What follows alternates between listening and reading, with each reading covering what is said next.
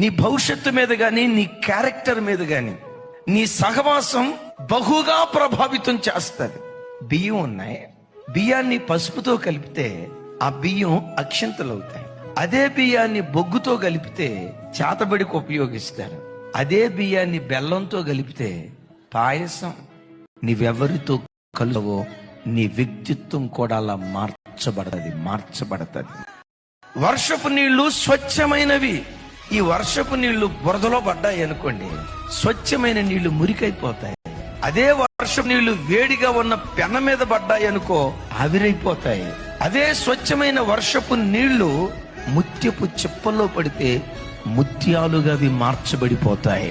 దైవజనమా, నీ ఆధ్యాత్మిక జీవితం మీద నీ స్నేహం చాలా ప్రభావితం చూపిస్తుంది అని ఎరిగి నీ స్నేహాల విషయంలో యేసు నామములో జాగ్రత్తగా ఉందువుగా.